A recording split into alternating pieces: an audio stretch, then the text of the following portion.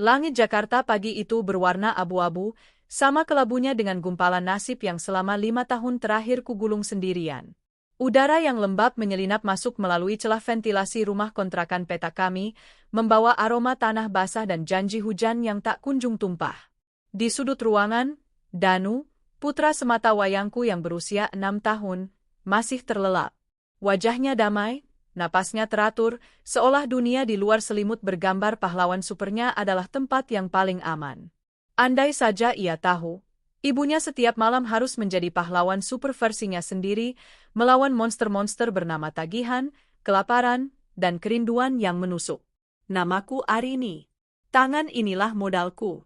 Jari jemari yang seharusnya dibelai dan digenggam oleh seorang suami, kini harus lihai memegang kuas, spons, dan pensil alis. Aku adalah seorang makeup artist, seorang perias pengantin. Sebuah profesi ironis bagi seorang wanita yang pernikahannya sendiri telah lama ditinggalkan dalam ketidakpastian. Aku melukis wajah-wajah bahagia para wanita yang akan memulai babak baru dalam hidup mereka, sementara babak dalam hidupku terasa seperti halaman kosong yang tintanya telah kering. 5 tahun lalu, Bima, suamiku, pergi. Pamitnya masih terngiang jelas di telingaku, sejelas suara adzan subuh yang baru saja berlalu. Sabar ya, Rin.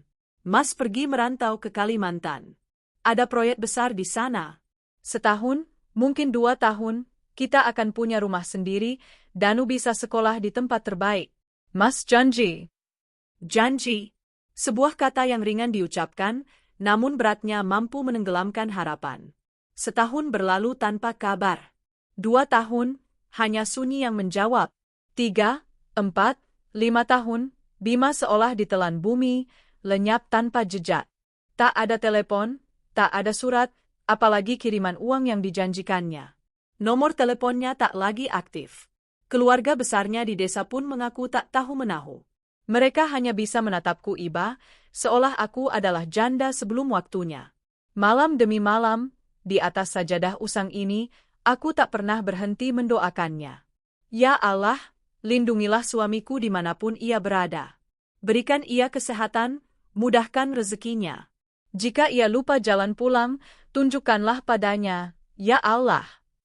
Doa itu seperti mantra, penguat hatiku yang rapuh, tameng dari bisikan-bisikan tetangga yang mulai menyebutku wanita yang dicampakkan.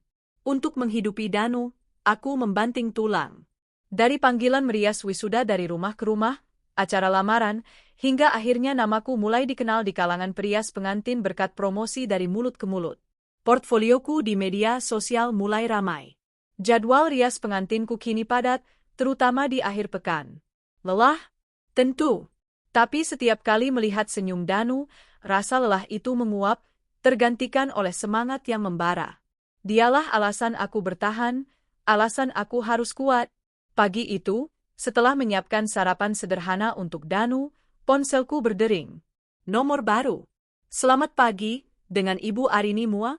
Suara wanita di seberang terdengar profesional dan sedikit angkuh. Iya, betul.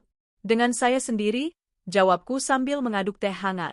Saya Vina, wedding organizer dari Elegance Wedding. Kami mendapat rekomendasi tinggi mengenai hasil riasan ibu. Kami ada klien VVIP yang akan menikah 2 minggu lagi. Apakah jadwal ibu tersedia di tanggal 25? Jantungku berdebar sedikit lebih kencang. Elegant Wedding adalah salah satu WO paling bergengsi di Jakarta. Bekerja sama dengan mereka adalah impian setiap mua. Ini adalah kesempatan emas. Cepat-cepat kuperiksa buku agenda digital di ponselku. Tanggal 25, kosong. Sebuah keajaiban. Tersedia, Bu Vina. Tanggal itu saya kosong. Syukurlah, suaranya terdengar lega. Klien kami ini sangat detail. Calon pengantin wanitanya bernama Ibu Rania. Beliau ingin riasan flawless dengan adat Sunda Siger modern. Pernikahannya akan diadakan di Ballroom Hotel Grand Hyatt. Mengenai fee, Ibu tidak perlu khawatir, klien kami siap membayar berapapun untuk hasil yang terbaik. Grand Hyatt, Rania. Nama dan tempat itu terdengar mahal, berkilauan, jauh dari duniaku yang hanya sebatas kontrakan petak dan sisa-sisa harapan. Kami menyepakati jadwal untuk tes makeup dan pertemuan dengan calon pengantin minggu depan. Setelah menutup telepon, aku terduduk sejenak. Ya Tuhan, ini mungkin jawaban dari doa-doaku. Rezeki untuk Danu. Sebuah lompatan besar dalam karierku. Aku tersenyum, senyum tulus pertama setelah sekian lama. Seminggu berlalu begitu cepat. Hari pertemuan dengan Rania pun tiba. Aku datang ke sebuah kafe mewah di pusat perbelanjaan kelas atas, tempat yang biasa hanya kulihat dari luar.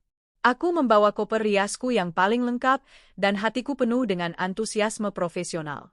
Tak lama, seorang wanita cantik menghampiriku. Kulitnya putih bersih, rambutnya panjang tergerai, dan pakaian yang dikenakannya meneriakkan kemewahan. Dialah Rania. Di belakangnya, Vina dari WO tersenyum menyapa. Mbak Arini, ya? Kenalkan, ini calon pengantin kita, Mbak Rania, kata Vina. Aku menjabat tangan Rania yang terasa halus. Arini, Mbak. Senang bertemu dengan Anda. Rania, jawabnya singkat, tatapannya seolah menilaiku dari ujung rambut hingga ujung kaki. Aku sudah lihat portfolio MU di Instagram. Bagus. Tapi aku mau hasil di wajahku jauh lebih bagus lagi. Ini hari terpenting dalam hidupku. Aku harus jadi ratu. Tentu, Mbak. Itu tugas saya, jawabku dengan senyum profesional, tak terintimidasi oleh auranya. Selama sesi konsultasi dan tes makeup yang berlangsung hampir 3 jam, Rania tak henti-hentinya bercerita tentang calon suaminya. Betapa beruntungnya ia mendapatkan pria itu. Seorang pengusaha sukses, tampan, dan sangat mencintainya. Dia itu segalanya buat aku, Mbak. Kami bertemu setahun yang lalu, dan aku langsung tahu, dialah orangnya. Dia pekerja keras. Dulu hidupnya susah, merantau dari kota kecil, tapi sekarang dia sudah berhasil membangun bisnisnya sendiri. Aku bangga sekali padanya, ceritanya dengan mata berbinar-binar. Aku hanya mengangguk dan tersenyum, fokus memulaskan foundation di kulit wajahnya yang nyaris tanpa celah. Cerita-cerita seperti ini sudah biasa kudengar. Setiap pengantin selalu punya kisah cinta yang mereka anggap paling istimewa di dunia. Siapa namanya, Mbak? Calon suaminya? Tanyaku basa-basi, sekadar untuk mencairkan suasana. Ia tersenyum bangga. Bima. Namanya Bima. Dad. Jantungku seakan berhenti berdetak selama sepersekian detik. Kuas di tanganku goyah. Bima? Tentu saja, nama Bima bukan hanya satu di dunia ini. Ribuan, bahkan jutaan pria di Indonesia bernama Bima. Aku menarik napas dalam-dalam, mencoba menenangkan diri. Jangan konyol, Arini. Ini hanya kebetulan. Nama yang bagus, hanya itu yang bisa keluar dari mulutku. Suaraku sedikit bergetar. Untungnya, Rania terlalu sibuk mengagumi pantulan wajahnya di cermin untuk menyadarinya. Hari pernikahan itu pun tiba. Aku dan timku sudah berada di kamar suite Presidential Hotel Grand Hyatt sejak pukul 4 pagi. Kemewahan menyeruak dari setiap sudut. Karpet tebal, perabotan megah, dan pemandangan kota Jakarta dari jendela raksasa. Sangat kontras dengan kamarku yang sempit, tempat Danu masih tertidur saat aku berangkat tadi. Aku mulai bekerja. Tanganku bergerak dengan lincah dan pasti, hasil dari latihan bertahun-tahun. Aku memulaskan alas bedak, membentuk kontur wajah, melukis alis dengan presisi, dan memborkan eyeshadow berwarna tembaga yang membuat mata Rania tampak hidup. Rania terus mengoceh tentang bulan madunya ke Eropa, tentang rumah baru yang sedang mereka bangun, tentang betapa sempurnanya hidupnya sebentar lagi. Aku hanya mendengarkan dengan separuh hati. Pikiranku berkelana. Apakah Bimaku di luar sana juga sudah sesukses ini? Apakah ia sudah menemukan wanita lain dan melupakan aku dan Danu? Pikiran itu seperti jarum, menusuk-nusuk relung hatiku yang paling dalam. Mbak Arini, kau melamun, tegur Rania, menyadarkanku. Maaf, Mbak. Hanya sedang berkonsentrasi, kilahku. Aku melanjutkan pekerjaanku dalam diam. Aku harus profesional. Ini adalah pekerjaan terbesar dalam karierku. Jangan biarkan perasaan pribadi merusaknya. Aku menanamkan itu dalam benakku, berulang-ulang seperti doa. Saat riasan hampir selesai, hanya tinggal sentuhan akhir pada bibir, pintu kamar diketuk pelan. Seorang pria gagah dengan setelan jas pengantin berwarna putih gading melangkah masuk. Di belakangnya, Beberapa fotografer dan videografer mengikuti, siap mengabadikan momen First Love. Sayang, sudah siap, suara itu? Suara yang selama 5 tahun terakhir hanya bisa kudengar dalam mimpi. Suara yang kurindukan setiap malam. Suara yang memanggil namaku saat berpamitan di ambang pintu 5 tahun lalu. Aku membeku. Kuas lipstik di tanganku terasa seberat batu. Perlahan, aku mengangkat kepalaku dan menoleh ke arah pintu. Mataku bertemu dengan matanya. Dunia seakan runtuh. Langit-langit mewah hotel ini serasa jatuh menimpaku. Napasku tercekat di tenggorokan. Di sana, berdiri dengan gagah, tersenyum pada wanita yang sedang kurias, adalah Bima. Suamiku. Ayah dari anakku. Wajahnya sedikit lebih matang, tubuhnya lebih berisi, dan pakaiannya jauh lebih mahal dari yang pernah ia kenakan. Tapi mata itu, hidung itu, senyum itu, aku tidak mungkin salah. Itu Bimaku. Wajah Bima langsung berubah pucat pasi saat melihatku. Senyum di bibirnya lenyap seketika, digantikan oleh ekspresi kaget yang tak bisa disembunyikan. Matanya membelalak, mulutnya sedikit terbuka. Kami saling menatap selama beberapa detik yang terasa seperti selamanya. Sebuah jurang waktu dan pengkhianatan terbentang di antara kami. Rania, yang tidak menyadari ketegangan luar biasa di ruangan itu, tersenyum manja. Sayang, lihat deh. Cantik kan aku? Mbak Arini ini hebat banget riasannya. Bima tergagap. Ia memaksakan seulas senyum kaku ke arah Rania, matanya masih tak bisa lepas dariku. Ia berusaha menguasai diri. Iya, cantik. Kamu cantik sekali, Rania. Kemudian, dengan sikap yang paling menyakitkan, ia menatapku sekilas, seolah aku adalah orang asing, orang yang baru pertama kali ia lihat. Terima kasih ya, Mbak, sudah membuat calon istri saya jadi secantik ini, katanya dengan suara datar dan dingin. Calon istri saya. 3 kata itu menghantamku seperti godam. Seluruh udara di paru-paruku seolah tersedot keluar. Jadi ini jawabannya. Ini alasan ia tak pernah pulang. Ini alasan ia tak pernah memberi kabar. Ia tidak hilang. Ia tidak celaka. Ia hanya menemukan kehidupan baru. Menemukan wanita lain yang lebih kaya, lebih cantik, dan meninggalkan aku dan anaknya dalam kemiskinan dan penantian yang sia-sia. Doa-doaku selama 5 tahun. Tangisanku setiap malam. Perjuanganku membesarkan Danu sendirian. Semua itu terasa seperti lelucon pahit. Di hadapanku berdiri sang pengkhianat, berpura-pura tidak mengenali wanita yang masih sah menjadi istrinya di mata hukum dan agama. Amarah yang begitu pekat dan panas mulai merayap dari perutku, naik ke dada, lalu ke kepala. Rasa sakit yang tadi membuatku membeku kini berubah menjadi bara dendam. Aku menatapnya lurus-lurus. Jika ia ingin bermain sandiwara, baiklah. Aku akan menjadi aktris terbaik.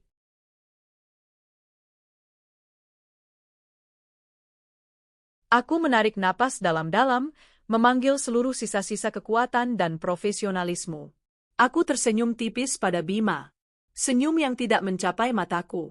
Sama-sama, Pak. Sudah menjadi tugas saya, jawabku dengan suara yang anehnya terdengar tenang. Aku kembali menghadap Rania. Tanganku yang tadi gemetar kini menjadi stabil, dingin, dan mantap. Tinggal sedikit lagi, Mbak. Biar sempurna. Aku mengambil lipstik berwarna merah menyala, warna yang melambangkan gairah sekaligus bahaya. Dengan ketelitian seorang seniman, aku mulai melukis bibir Rania. Setiap goresan kuas di bibirnya terasa seperti goresan luka di hatiku. Di sini, di ruangan ini, aku sedang melukis wajah cantik wanita yang telah merebut kebahagiaanku. Aku sedang menjadikan ratu seorang perampok. Bima masih berdiri kaku di dekat pintu, jelas merasa tidak nyaman. Ia ingin pergi, tapi para fotografer memintanya untuk tetap di sana, mengambil beberapa gambar lagi. Ia terjebak dalam neraka yang ia ciptakan sendiri. Sementara tanganku bekerja, otakku berputar 100 kali lebih cepat. Tidak, aku tidak akan membiarkan ini terjadi. Aku tidak akan membiarkan mereka menikah dengan bahagia di atas penderitaanku dan penderitaan Danu. Aku telah berjuang sendirian selama 5 tahun. Aku telah menelan hinaan dan menahan kerinduan. Hari ini, aku tidak akan diam saja. Aku akan menyelesaikan pekerjaanku sebagai mua profesional. Aku akan membuat Rania menjadi pengantin tercantik yang pernah ada. Namun, di balik lukisan cantik itu, aku akan menyiapkan sebuah lukisan lain. Lukisan penderitaan, lukisan kehancuran, lukisan karma yang akan kutorehkan tepat di hari bahagia mereka. Sebuah ide gila namun cemerlang terbentuk di benakku. Ponselku. Di dalamnya tersimpan semua bukti hidupku. Foto-foto pernikahanku dengan Bima. Foto Bima menggendong Danu saat bayi.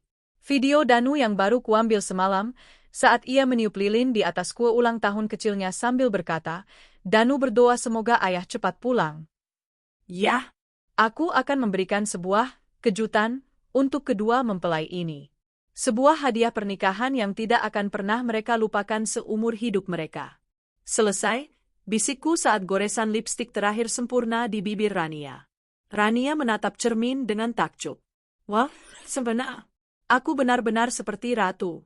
Terima kasih banyak, Mbak Arini. Aku menatap pantulan wajahnya di cermin, lalu mataku beralih menatap Bima yang masih pucat di belakangnya. Aku tersenyum, kali ini senyumku lebih lebar, namun terasa dingin dan mengerikan. Sama-sama, Mbak Rania, kataku dengan suara lembut yang menyimpan badai. Semoga hari Anda tak terlupakan. Aku membereskan peralatanku dengan gerakan yang tenang dan teratur. Di luar, suara gamelan Sunda mulai terdengar, menandakan prosesi akad nikah akan segera dimulai. Waktu terus berjalan, mendekati detik-detik kehancuran yang telah kurancang.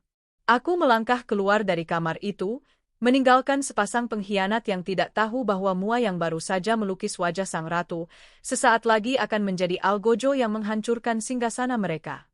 Pertunjukan sesungguhnya akan segera dimulai, dan aku adalah sutradaranya.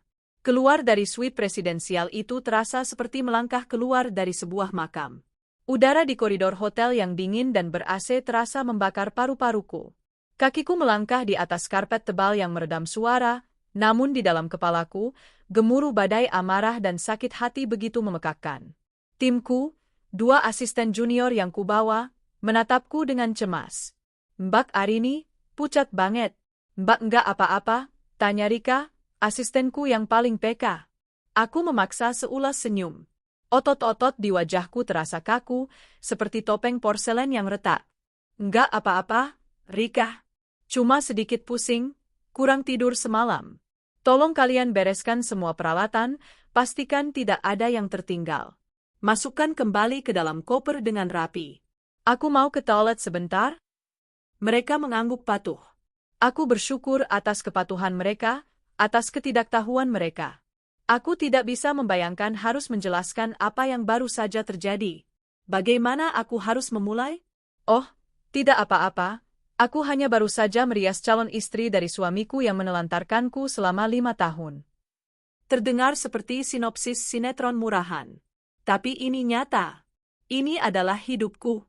Aku berjalan menyusuri koridor panjang yang dihiasi lukisan-lukisan abstrak. Setiap langkah terasa berat, seolah ada rantai tak kasat mata yang mengikat pergelangan kakiku. Aku tidak pergi ke toilet. Aku membutuhkan tempat yang lebih sunyi, sebuah ruang di mana aku bisa membiarkan topengku jatuh dan bernapas sejenak. Mataku liar mencari, dan aku menemukan sebuah pintu darurat yang sedikit terbuka. Tanpa pikir panjang, aku menyelinap masuk. Tangga darurat itu remang-remang dan berbau debu. Udara di dalamnya pengap. Sempurna. Aku bersandar di dinding beton yang dingin, merasakan kekasarannya menekan punggungku.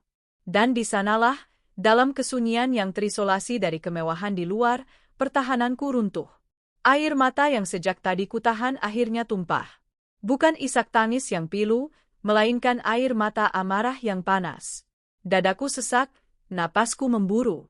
5 tahun. 5 tahun aku menunggunya. 5 tahun aku membesarkan Danu sendirian, bekerja dari pagi hingga larut malam, menahan lapar agar Danu bisa makan kenyang, menahan kantuk agar bisa menemaninya saat demam. Kenangan itu menyerbu masuk tanpa permisi. Aku ingat malam pertama Bima pergi. Aku memeluk Danu yang baru berusia 1 tahun, membisikkan padanya bahwa ayah akan segera pulang membawa banyak mainan. Aku ingat tahun pertama, setiap dering telepon membuat jantungku melompat, berharap itu adalah dia. Aku ingat tahun kedua, saat uang tabungan kami habis, dan aku terpaksa menjual cincin kawin kami untuk membayar sewa kontrakan. Bima, cincin yang kau lingkarkan di jariku saat kau berjanji akan menjagaku selamanya, telah menjadi penyelamat hidup anakmu. Ironis. Aku ingat tahun ketiga, saat Danu mulai bertanya, Ibu, ayah kapan pulang? Teman-teman Danu punya ayah. Setiap pertanyaan itu seperti sembilu yang mengiris hatiku. Apa yang harus kukatakan? Bahwa ayahnya pergi bekerja dan lupa jalan pulang? Bahwa ayahnya mungkin sudah tidak peduli lagi pada kita? Aku hanya bisa memeluknya dan berkata, ayah pasti pulang, sayang. Kita doakan saja. Dan doa itu, ya Tuhan, doa-doa yang kupanjatkan setiap sepertiga malam. Aku tidak pernah meminta kemewahan. Aku hanya meminta ia dilindungi, diberi kesehatan, dan diingatkan bahwa ada seorang istri dan seorang anak yang menunggunya di rumah. Ternyata, selama aku bersujud dalam tangis, ia sedang membangun istana kebahagiaannya bersama wanita lain. Wanita yang hari ini harus kubuat menjadi ratu. Tawa getir lolos dari bibirku, menggema di lorong tangga darurat yang sepi. Betapa bodohnya aku. Betapa naifnya aku. Percaya pada janji seorang pria yang ternyata hatinya telah lama membusuk. Amarah memberiku kekuatan baru. Air mataku berhenti mengalir, digantikan oleh bara api yang menyala-nyala. Aku tidak akan hancur. Tidak hari ini. Aku sudah bertahan selama 5 tahun, aku bisa bertahan 1 hari lagi. Tapi aku tidak akan pergi begitu saja. Mereka tidak pantas mendapatkan akhir yang bahagia. Bima, pria yang telah mencuri 5 tahun hidupku, dan Rania, wanita yang dengan bangganya memamerkan hasil curiannya, mereka harus membayar semuanya. Aku merogoh ponsel dari dalam tasku. Jari jemariku yang gemetar mulai menari di atas layar. Galeri. Aku membuka folder yang sudah lama tak berani kubuka. Folder bernama, Keluarga Kecilku. Foto pertama, pernikahanku dengan Bima. Kami tersenyum bahagia, mengenakan pakaian adat Jawa. Wajah Bima saat itu begitu tulus, penuh cinta. Kontras dengan wajah pucat dan penuh kepura-puraan yang kulihat tadi. Foto kedua, Bima menggendong Danu yang baru lahir. Ia mencium kening mungil Danu dengan mata berkaca-kaca. Dia jagoan ayah. Ayah akan melakukan apa saja untukmu, nak, bisiknya saat itu. Pembohong. Aku terus menggulir. Foto-foto liburan kami ke puncak, makan di warung tenda pinggir jalan, merayakan ulang tahun Danu yang pertama dengan kue sederhana. Kenangan-kenangan yang dulu begitu manis, kini terasa seperti racun. Lalu aku membuka video terakhir yang kuambil 2 minggu lalu, di hari ulang tahun Danu yang ke-6. Aku hanya mampu membelikannya kue bolu kecil dengan 1 lilin di atasnya. Di video itu, Danu memejamkan mata dengan khusyuk sebelum meniup lilin. Danu berdoa apa, sayang? Tanyaku dalam video itu. Danu membuka matanya, menatap lurus ke kamera dengan tatapan polosnya yang menyayat hati. Danu berdoa semoga ayah cepat pulang. Danu kangen ayah. Inilah senjataku. Kebenaran. Dengan tangan yang kini mantap, aku mulai bekerja. Aku menggunakan aplikasi edit video sederhana di ponselku. Aku menggabungkan foto-foto kebahagiaan kami di masa lalu mengakhirinya dengan video ulang tahun Danu. Aku menambahkan musik latar, sebuah lagu balada yang melankolis, yang akan membuat setiap hati yang mendengarnya merasa teriris. Video berdurasi 3 menit itu adalah rangkuman dari 5 tahun penantian dan pengkhianatan. Sebuah mahakarya penderitaan. Setelah selesai, aku menarik napas panjang. Fase pertama dari rencana telah selesai. Sekarang, fase kedua, eksekusi. Aku merapikan kembali penampilanku, menghapus sisa air mata di pipiku, dan memoles kembali bedak tipis. Aku harus terlihat tenang, profesional, tak bercela. Aku keluar dari tangga darurat dan kembali ke koridor utama. Timku sudah selesai berkemas dan menungguku. Sudah semua? Tanyaku, suaraku kembali normal. Sudah, Mbak. Siap berangkat. Tunggu sebentar, kataku. Kalian turun duluan saja ke lobi, pesan minum. Nanti aku traktir. Ada beberapa hal yang harus aku pastikan dengan pihak WO. Sebentar saja. Mereka menurut dan segera pergi. Kini aku sendirian lagi. Aku berjalan bukan ke arah lobi, melainkan menuju ballroom utama. Suara gamelan Sunda yang mengalun lembut semakin jelas terdengar. Itu bukan lagi alunan musik pernikahan bagiku, melainkan gamelan pengiring dendam yang akan segera kutabuh. Pintu ballroom yang megah terbuka. Mataku disuguhi pemandangan yang luar biasa. Ribuan bunga mawar putih dan lili menghiasi setiap sudut. Lampu kristal raksasa menggantung di langit-langit, memancarkan cahaya keemasan. Para tamu undangan, pria-pria berbatik sutra dan wanita-wanita berkebaya mewah, mulai berdatangan, saling menyapa dan tertawa. Ini adalah panggung termegah yang pernah kulihat. Dan aku akan menjadi bintang utama dalam drama yang akan segera kupentaskan. Mataku menyapu ruangan, mencari targetku. Aku melihat mereka. Rania, dengan siger Sunda yang berkilauan di kepalanya, tampak anggun dan bahagia, sedang menyapa beberapa kerabat. Di sampingnya, Bima, suamiku. Ia tersenyum, tapi senyumnya tidak sampai ke mata. Ia tampak gelisah. Matanya beberapa kali melirik ke arah pintu masuk. Seolah mencari seseorang. Mencari aku? Mungkin ia takut aku akan berbuat nekat. Ketakutanmu beralasan, Mas Bima. Kau seharusnya lebih takut lagi. Di salah satu sudut ruangan, sebuah layar proyektor raksasa terpasang, sedang menampilkan slide show foto-foto prewedding mereka yang romantis di Paris. Tentu saja. Paris. Sementara aku di sini berjuang membayar kontrakan, dia membawa wanita lain ke kota cinta. Sebuah ide melintas di benakku. Layar itu. Itulah panggungku. Aku berjalan dengan tenang ke arah meja kontrol audiovisual yang terletak di sudut belakang ballroom. Seorang pemuda berkacamata sibuk menatap laptopnya. Permisi, Mas, sapaku dengan senyum paling ramah yang bisa kubuat. Pemuda itu mendongak. Iya, Mbak. Ada yang bisa dibantu? Saya Arini, mua dari pengantin wanita. Aku memperkenalkan diri. Tadi mempelai titip pesan ke saya. Katanya ada video kejutan khusus untuk para tamu. Minta tolong diputar tepat setelah ijab kabul selesai, sebagai pembuka acara resepsi. Ini filenya, kataku sambil menunjukkan ponselku. Pemuda itu tampak sedikit bingung. Oh, biasanya dari pihak WO yang koordinasi, Mbak. Iya, saya tahu. Tapi ini benar-benar kejutan. Bahkan WO-nya nggak tahu. Mbak Rania ingin ini jadi momen spesial. Mas bisa bantu, kan? Ini demi kelancaran acara klien kita juga, rayuku dengan nada meyakinkan. Aku menggunakan kartu, kepuasan klien, yang selalu ampuh di industri ini. Setelah berpikir sejenak, pemuda itu mengangguk. Baiklah, Mbak. Nanti saya hubungkan ponsel Mbak ke sistem kami. Mbak tinggal pencet play saja dari sini kalau sudah dapat aba-aba dari saya. Terima kasih banyak, Mas. Anda penyelamat, pujiku. Kami mengatur koneksi nirkabel dari ponselku ke proyektor. Jantungku berdebar kencang saat melihat layar di ponselku kini terpantul di laptopnya, siap untuk ditayangkan ke layar raksasa. Semuanya sudah siap. Jebakan sudah terpasang. Aku kembali ke posisi yang strategis, di dekat pilar besar, tidak terlalu jauh dari meja AV, tapi cukup tersembunyi dari pandangan langsung keluarga inti. Dari sini, aku bisa melihat panggung akad nikah dengan jelas. Meja akad sudah ditata dengan indah. Bapak penghulu dan para saksi sudah duduk di tempatnya. Keluarga besar kedua belah pihak mengambil posisi. Aku melihat Bima berjalan menuju meja akad. Langkahnya tampak berat. Ia sempat menoleh, matanya menyapu kerumunan tamu. Aku cepat-cepat bersembunyi di balik pilar. Apakah ia merasakan sesuatu?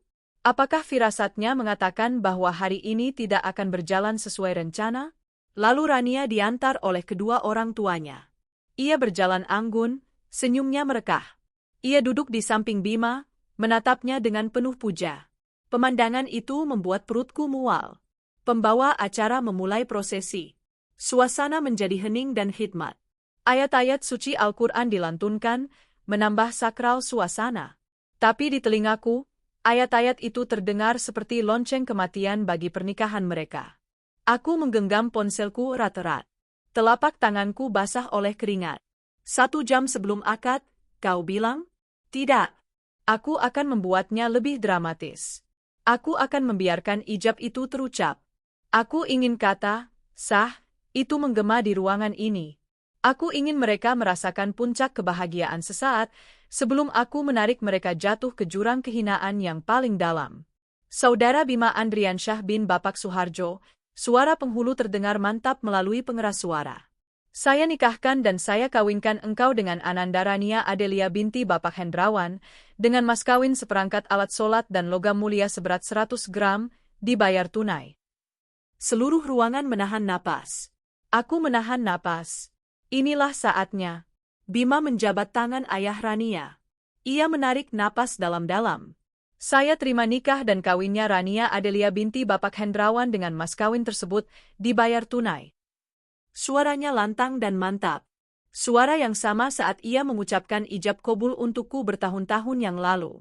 Bagaimana para saksi? Sah. Sah.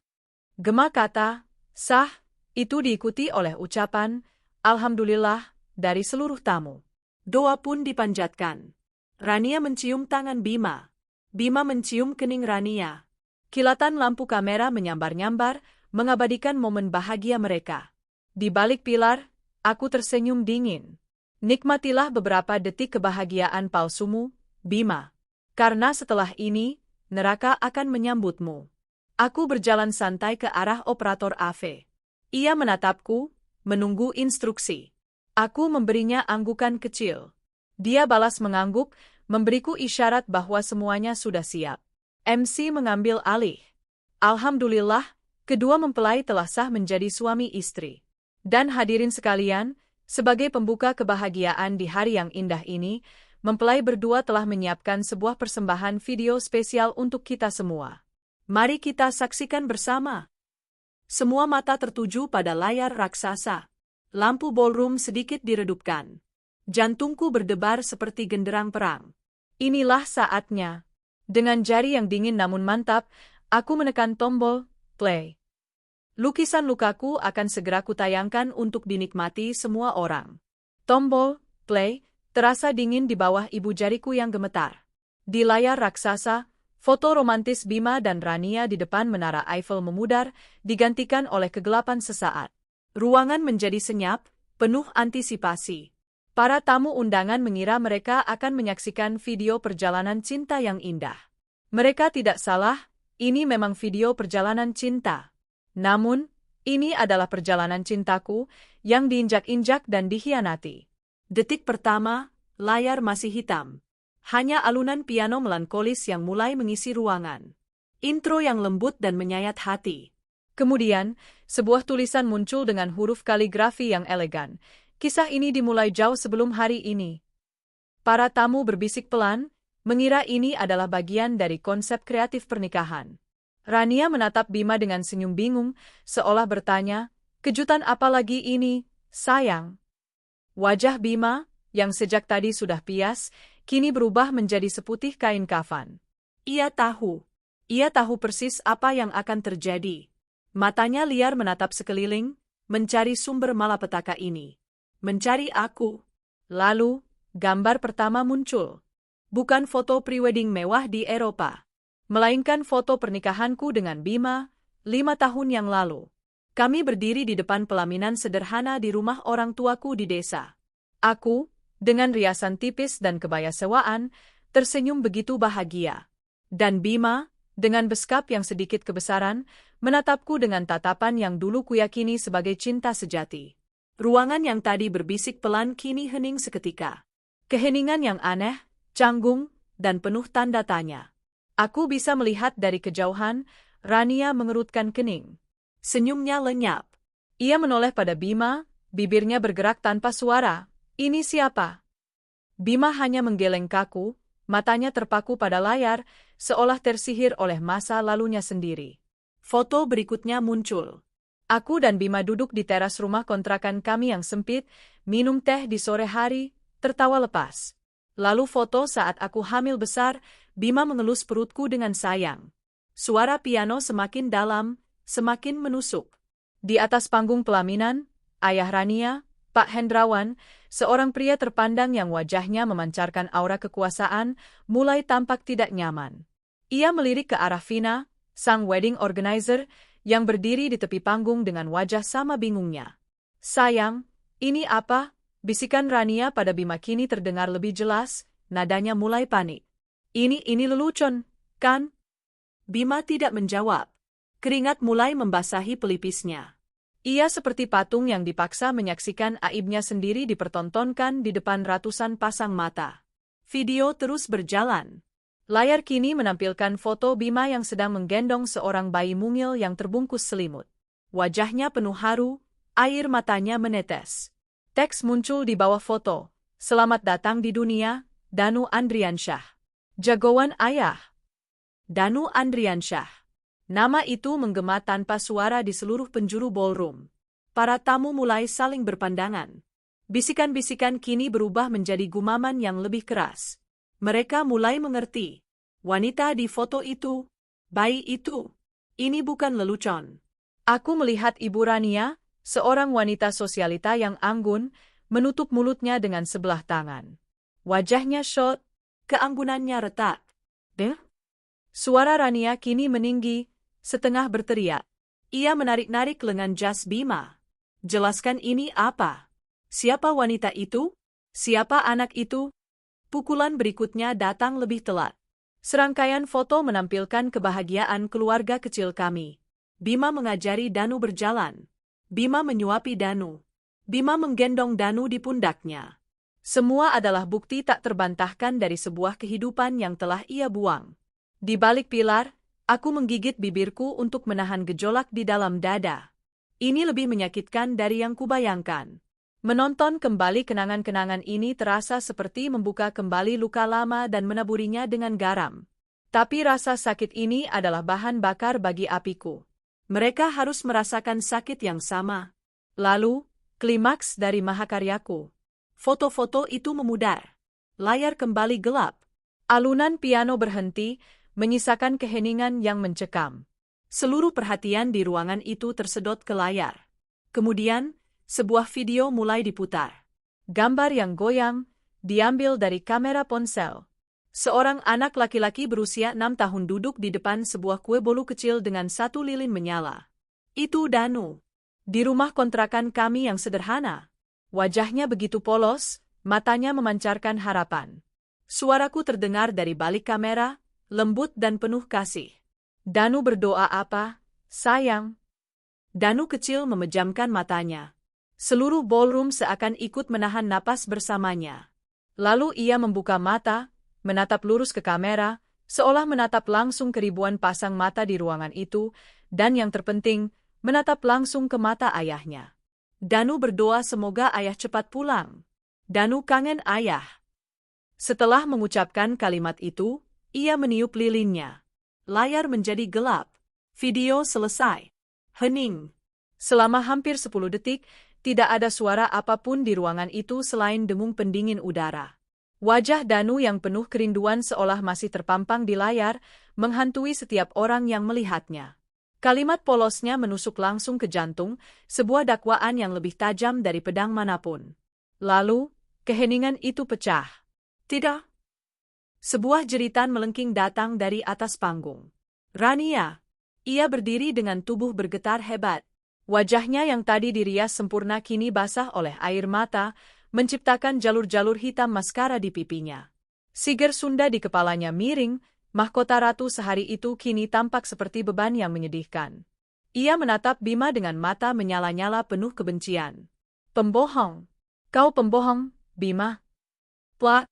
Sebuah tamparan keras mendarat di pipi Bima. Suaranya menggema di seluruh ruangan, lebih keras dari sound system manapun. Bima terhuyung ke samping, memegangi pipinya yang memerah. Dan kemudian, neraka benar-benar terbuka. Kurang ajar kau. Ayah Rania, Pak Hendrawan, melompat dari kursinya. Wajahnya merah pada menahan amarah yang meledak-ledak. Ia mencengkeram kerah jas Bima dengan kasar. Beraninya kau mempermalukan keluarga saya. Beraninya kau menipu putri saya.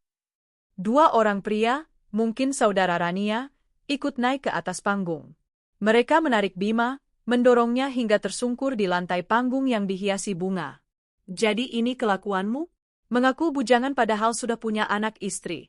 Raung Pak Hendrawan, suaranya menggelegar. Kau kira kau siapa? Hah? Kau pikir setelah menipu kami, kau bisa hidup enak? Para tamu undangan sontak berdiri. Suasana yang tadinya khidmat berubah menjadi pasar yang ricuh. Suara teriakan, umpatan, dan tangisan bercampur aduk. Banyak yang mengeluarkan ponsel mereka, merekam drama paling memalukan yang pernah mereka saksikan. Pernikahan termewah tahun ini telah berubah menjadi sirkus kehinaan. Bima berusaha bangkit, wajahnya penuh kepanikan dan permohonan. Pak, saya bisa jelaskan. Saya bisa jelaskan semuanya. Tidak ada yang perlu dijelaskan, bentak Ibu Rania yang kini ikut menangis histeris. Kau sudah menghancurkan putriku. Kau sudah mencoreng nama baik keluarga kami. Pergi kau dari sini, manusia hina. Rania, dalam puncak histerianya, mulai merusak dirinya sendiri. Ia menarik siger dari kepalanya dan melemparkannya ke lantai. Ronce melati yang menjuntai indah kini terburai dan terinjak-injak. Ia meremas-remas gaun pengantinnya yang mahal. Lukisan cantik yang kubuat di wajahnya kini luntur tak berbentuk, menjadi topeng penderitaan yang mengerikan. Persis seperti yang kuinginkan. Pihak keamanan hotel dan tim WO berusaha menengahi, tapi mereka kalah jumlah dengan amarah keluarga besar yang merasa ditipu. Panggung pelaminan yang seharusnya menjadi singgasana kebahagiaan, kini telah menjadi panggung neraka bagi Bima. Ia diseret, didorong, dan diumpat oleh orang-orang yang beberapa menit lalu hampir menjadi keluarga barunya. Aku berdiri mematung di balik pilar, menyaksikan semuanya. Ada rasa puas yang dingin menjalari hatiku. Inilah balasanmu, Bima. Inilah ganjaran atas setiap tetes air mataku, atas setiap malam sepi Danu yang merindukan ayahnya. Rasakan. Rasakan bagaimana rasanya dipermalukan. Rasakan bagaimana rasanya duniamu hancur berkeping-keping dalam sekejap. Namun, di tengah rasa puas itu, ada secuil rasa sakit yang tak bisa kupungkiri. Melihat pria yang pernah kucintai diperlakukan seperti binatang, melihat kenangan pribadiku menjadi konsumsi publik, semua itu menyisakan lubang kosong di hatiku. Balas dendam ternyata tidak semanis yang kubayangkan. Rasanya getir, seperti meminum racun untuk membunuh musuh, tapi racun itu juga membakar tenggorokanku sendiri. Ketika kekacauan mencapai puncaknya, aku tahu inilah saatnya untuk pergi. Tugasku sudah selesai. Aku telah melukis wajah pengantin, dan aku telah melukis takdirnya. Sekarang, aku harus kembali ke duniaku, kembali kepada Danu. Dengan langkah pelan dan hati-hati, aku menyelinap keluar dari ballroom. Tidak ada yang memperhatikanku. Semua mata tertuju pada panggung neraka itu. Aku berjalan menyusuri koridor yang sama, namun kali ini langkahku terasa lebih ringan. Beban 5 tahun di pundakku seolah terangkat, meski meninggalkan bekas luka yang dalam. Di lobi hotel, timku menunggu dengan wajah cemas dan bingung. Mereka pasti mendengar keributan dari dalam. Mbak Arini, ada apa di dalam? Kok ribut-ribut sekali? Tanya Rika. Aku memasang wajah setenang mungkin. Aku tidak tahu persis. Sepertinya ada masalah keluarga. Lebih baik kita segera pergi dari sini. Pekerjaan kita sudah selesai. Mereka tidak bertanya lebih jauh. Kami segera meninggalkan hotel mewah itu, meninggalkan di belakang sebuah pesta pernikahan yang telah berubah menjadi medan perang. Di dalam taksi yang membawaku pulang, aku menatap keluar jendela. Gemerlap lampu kota Jakarta terasa berbeda malam ini. Aku membuka kembali galeri ponselku, menatap foto Danu. Putraku, alasanku untuk hidup, untuk berjuang, dan hari ini, untuk membalas dendam. Aku telah menghancurkan hari pernikahan ayahnya, tapi aku melakukannya untuknya. Untuk membela kehormatan kami yang telah diinjak-injak. Taksi melaju membelah malam, membawaku menjauh dari panggung neraka itu, kembali ke rumah kontrakan kami yang sederhana. Tempat di mana kebahagiaan sejati menungguku, dalam bentuk pelukan hangat dan senyum tulus seorang anak laki-laki yang hanya mengenal cinta ibunya.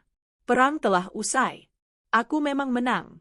Tapi aku tahu, perjalanan untuk menyembuhkan luka dan membangun kembali hidup kami berdua, baru saja akan dimulai. Taksi yang membawaku pulang melaju seperti kapsul waktu, membawaku pergi dari kilau palsu Hotel Grand Hyatt menuju realitas hidupku yang sesungguhnya. Gedung-gedung pencakar langit yang menjulang dengan jutaan lampunya terasa seperti saksi bisu atas drama yang baru saja kupentaskan. Setiap lampu itu seolah satu pasang mata yang tadi menatap ke arah panggung neraka ciptaanku. Di dalam taksi, adrenalin yang tadi memompa jantungku mulai surut, meninggalkan endapan perasaan yang aneh. Kosong. Bukan kebahagiaan murni, bukan kemenangan yang manis. Hanya sebuah kekosongan yang dingin. Aku menang, ya, Bima dan Rania hancur. Tapi kehancuran mereka tidak serta-merta membangun kembali puing-puing kehidupanku. Dendam telah terbalas, namun luka tetaplah luka. Sopir taksi sesekali melirikku dari kaca spion, mungkin bertanya-tanya mengapa seorang wanita dengan riasan profesional yang mulai sedikit luntur ini pulang sendirian di malam yang seharusnya menjadi malam penuh perayaan. Aku hanya menatap lurus ke depan, ke jalanan basah sisa gerimis sore tadi.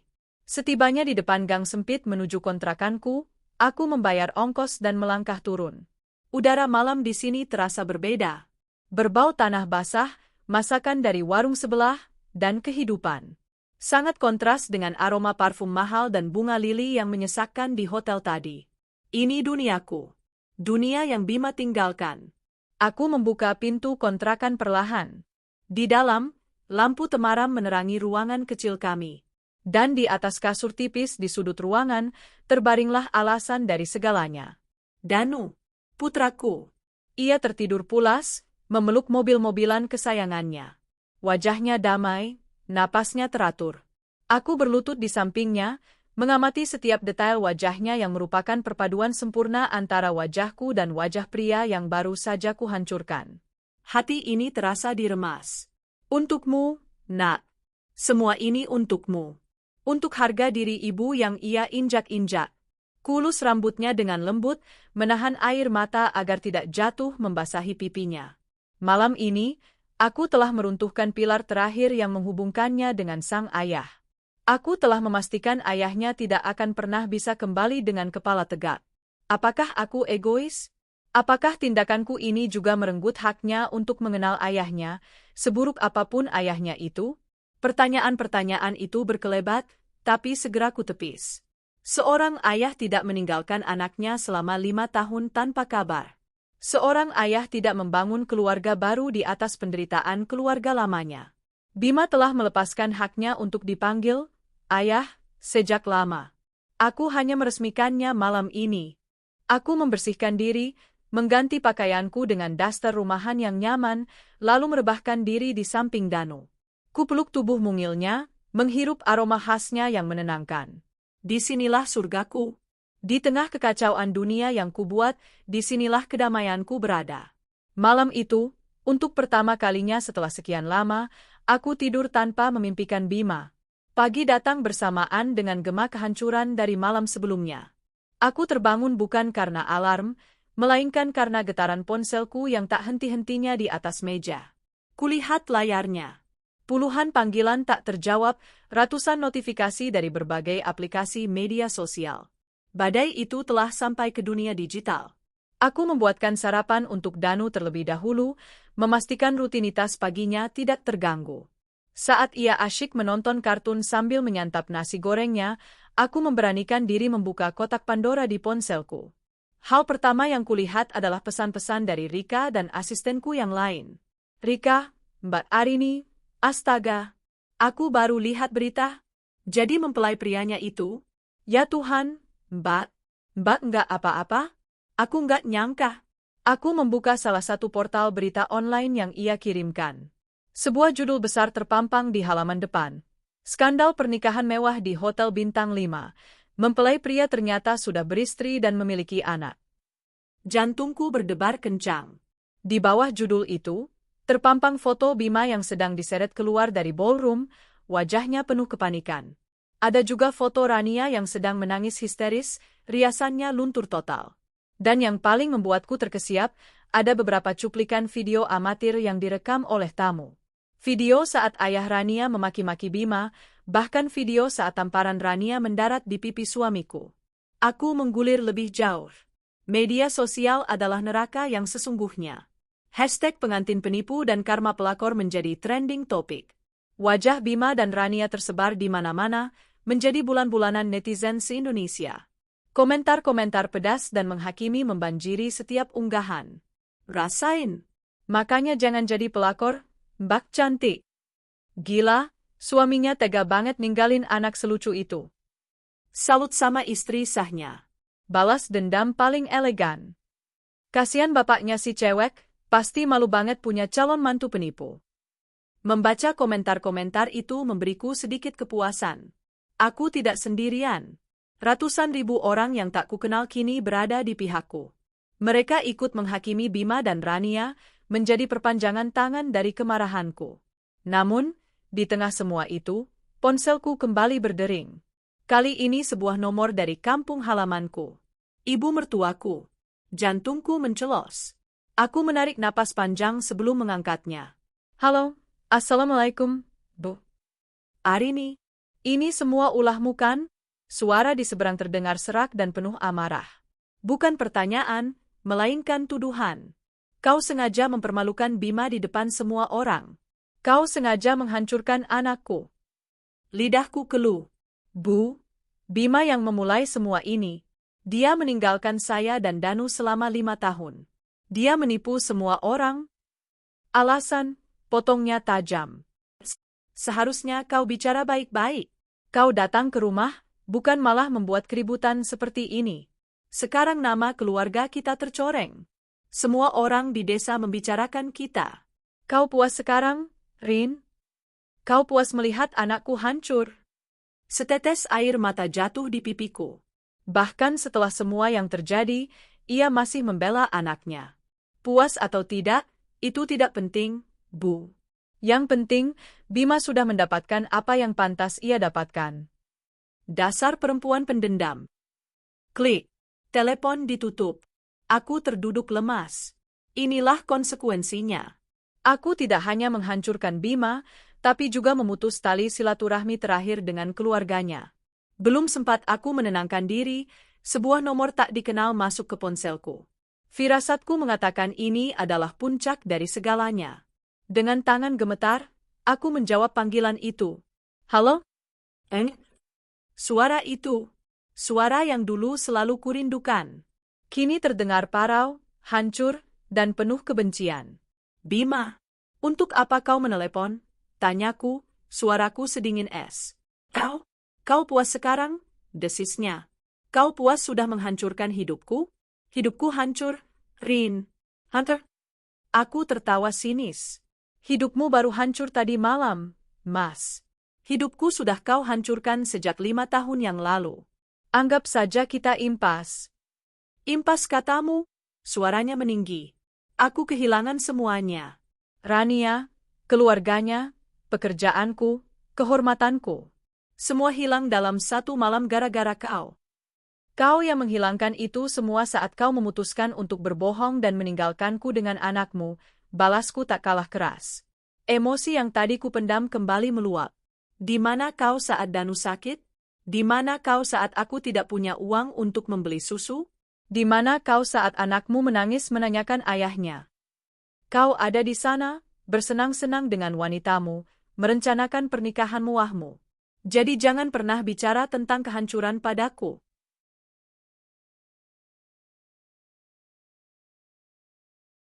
Hening sejenak di seberang sana. Mungkin kata-kataku menamparnya lebih keras dari tamparan Rania.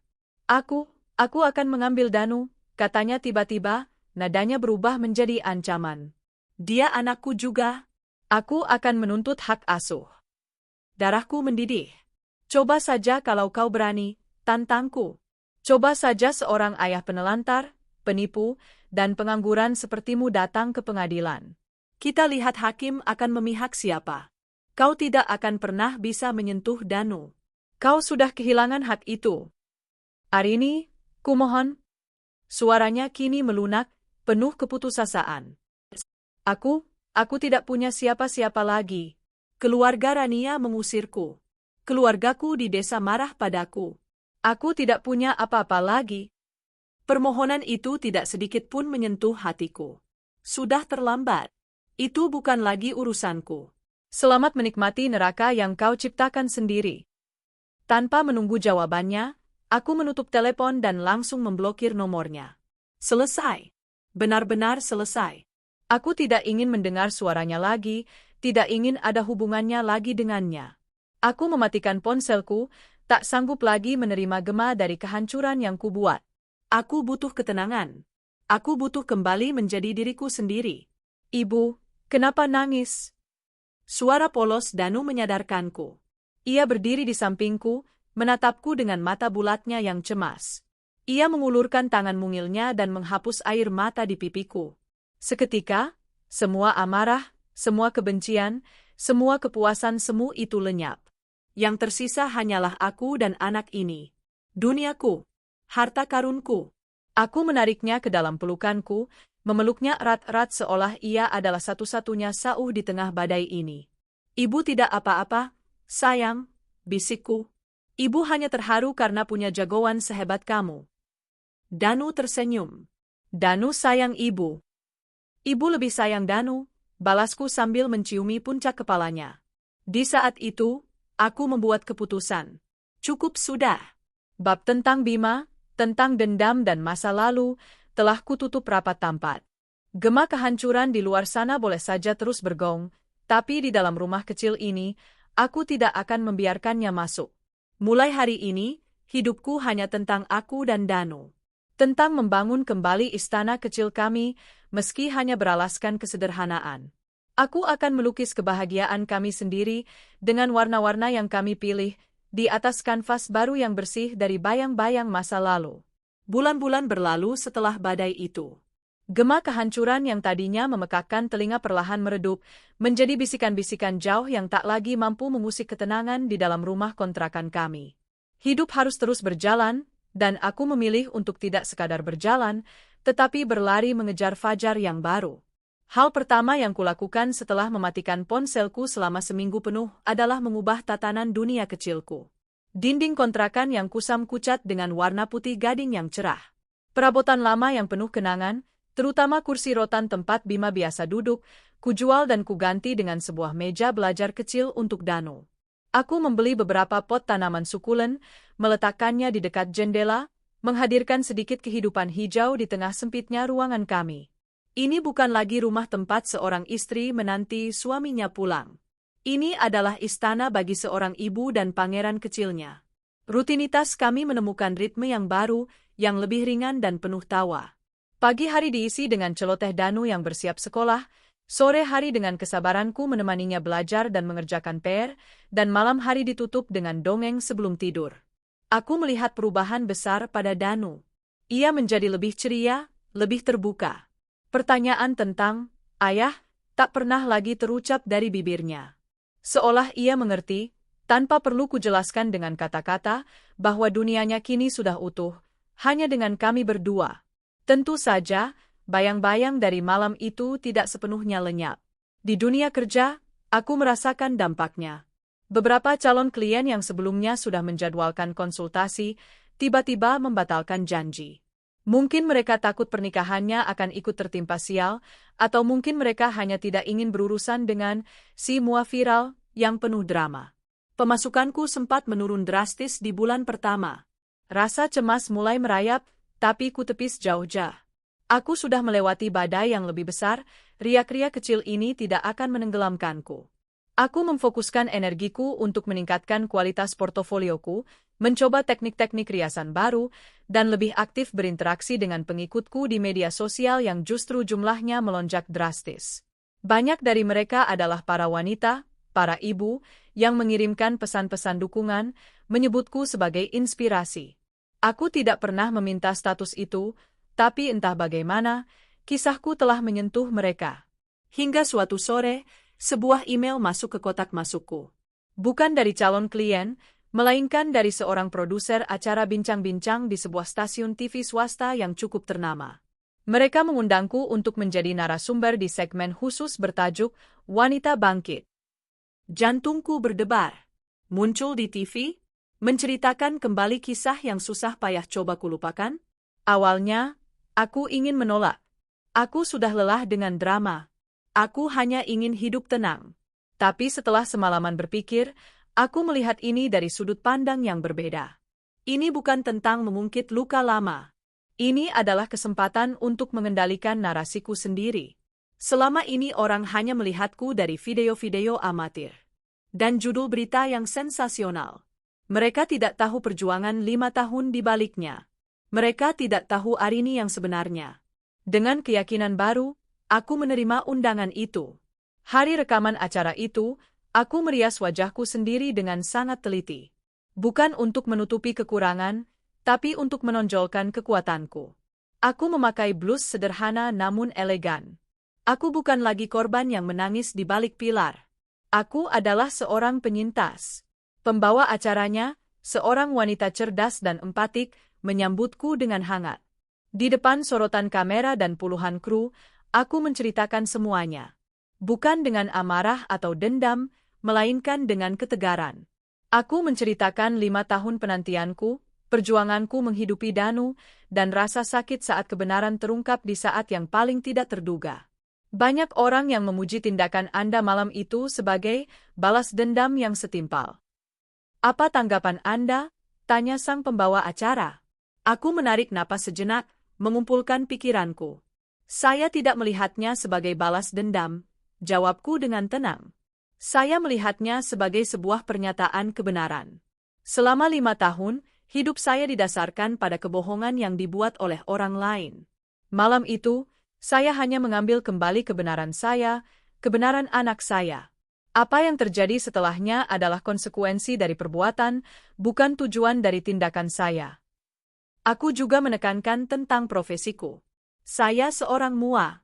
Saya mencintai pekerjaan saya. Saya menuangkan hati saya untuk membuat setiap pengantin merasa menjadi ratu di harinya. Ironisnya, di hari itu, saya justru harus menghadapi kenyataan pahit. Tapi itu tidak akan mengubah kecintaan saya pada seni merias. Saya ingin terus berkarya, membahagiakan orang lain lewat sentuhan tangan saya. Wawancara itu berjalan lancar. Aku pulang dengan perasaan lega yang luar biasa. Seolah sebuah beban berat terakhir telah terangkat dari pundakku. Dampak dari acara itu sungguh di luar dugaan. Ponselku kembali ramai, tapi kali ini bukan dengan hujatan atau gosip, melainkan dengan permintaan kerja. Jadwalku yang sempat kosong kini terisi penuh hingga berbulan-bulan ke depan. Klien yang datang bukan lagi klien biasa. Mereka adalah para wanita yang mengagumi kekuatanku. Mbak Arini, aku ingin dirias oleh tangan seorang wanita hebat, kata salah satu dari mereka. Reputasiku berubah. Dari mua viral, menjadi mua inspiratif. Rezeki seolah mengalir deras dari pintu yang tak pernah kuduga. Dari sela-sela kesibukanku, sesekali berita tentang Bima dan Rania sampai juga ke telingaku. Kudengar dari seorang teman WO, keluarga Hendrawan menanggung malu yang begitu besar hingga mereka menjual beberapa asetnya dan pindah ke luar negeri untuk sementara waktu, menjauh dari sorotan publik. Rania menghilang dari peredaran sosialita. Lukisan cantik yang kubuat di wajahnya ternyata benar-benar menjadi awal dari lukisan penderitaannya. Aku tidak merasakan kepuasan mendengarnya, hanya sebuah kehampaan. Dia juga korban kebohongan Bima. Tentang Bima sendiri, kabarnya lebih tragis. Setelah diusir dan kehilangan segalanya, ia mencoba pulang ke kampung halamannya. Namun, aib yang ia bawa terlalu besar. Keluarga besarnya pun ikut menanggung malu dan akhirnya mengucilkannya. Ia menjadi pengangguran, hidup tanpa arah, berpindah-pindah menumpang pada teman-temannya yang masih mau menerimanya. Pria yang dulu begitu kugagahkan, kini menjadi bayangan dari dirinya sendiri. Mendengar itu, hatiku hanya merasakan iba sesaat, lalu melanjutkan hidup. Dia bukan lagi urusanku. Dia adalah orang asing dengan masa lalu yang kebetulan pernah bersinggungan denganku. Suatu hari, saat sedang merias seorang klien untuk acara lamarannya, aku bertemu dengan kakak dari calon mempelai pria. Seorang arsitek bernama Fajar. Ia pria yang ramah dan bicaranya santun. Saat melihatku kesulitan membawa koper riasku yang berat menuruni tangga, ia tanpa diminta langsung datang membantu. Berat sekali, ya, Mbak, peralatannya. Benar-benar kerja keras, katanya sambil tersenyum tulus. Sudah biasa, Mas, jawabku sambil membalas senyumnya. Hanya percakapan singkat, hanya sebuah pertolongan kecil. Tapi itu adalah interaksi normal pertama yang kualami dengan seorang pria setelah sekian lama. Sebuah interaksi yang tidak diwarnai kecurigaan, tidak dibayangi masa lalu. Rasanya ringan. Aku tidak memikirkannya lebih jauh, tapi senyum tulusnya meninggalkan kesan hangat di hatiku. Sore itu, setelah menyelesaikan pekerjaan, aku pulang. Kulihat Danu sedang asyik menggambar di meja belajarnya yang baru. Aku menghampirinya dan melihat apa yang ia gambar. Itu adalah gambar dua orang. Satu besar, satu kecil. Keduanya tersenyum lebar di bawah matahari yang bersinar cerah.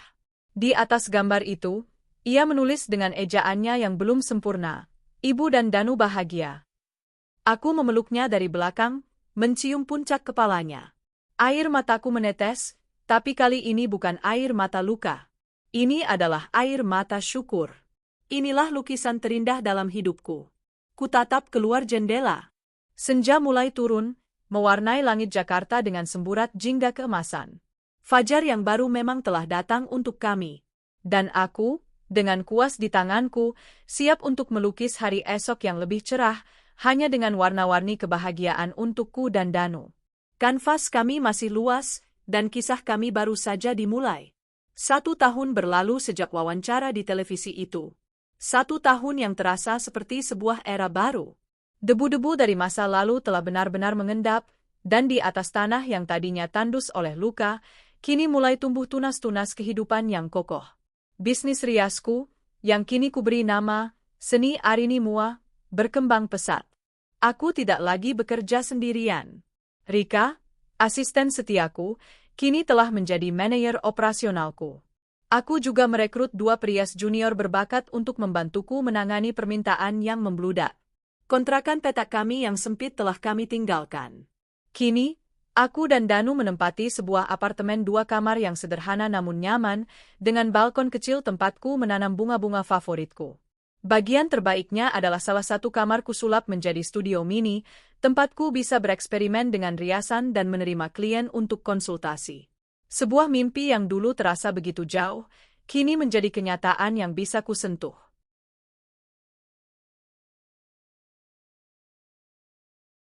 Danu, kini berusia 7 tahun, tumbuh menjadi anak yang cerdas dan penuh empati. Ia adalah pusat gravitasiku, matahariku. Kebahagiaannya adalah bahan bakar utamaku. Melihatnya tertawa saat kami merakit mainan bersama atau saat ia dengan bangga menunjukkan nilai ulangan matematikanya yang bagus, semua itu cukup untuk meyakinkanku bahwa setiap perjuangan yang telah kulalui tidak pernah sia-sia. Kami telah membangun benteng kebahagiaan kami sendiri, dan rasanya tak tergoyahkan. Di tengah kesibukan mengelola bisnis dan menjadi ibu tunggal, aku hampir tidak punya waktu untuk memikirkan hal lain, terutama tentang sebuah hubungan. Hati ini terasa seperti sebuah ruangan yang pintunya telah terkunci rapat dan kuncinya telah kubuang jauh-jauh. Trauma dari pengkhianatan Bima meninggalkan bekas yang dalam. Kepercayaan pada laki-laki adalah sebuah kemewahan yang tak lagi kumiliki. Hingga suatu hari, takdir seolah punya selera humornya sendiri. Aku sedang mencari ruko kecil di area yang strategis untuk dijadikan studio permanen, karena studio mini di apartemen mulai terasa sesak. Seorang agen properti merekomendasikan sebuah kompleks ruko baru yang sedang dibangun.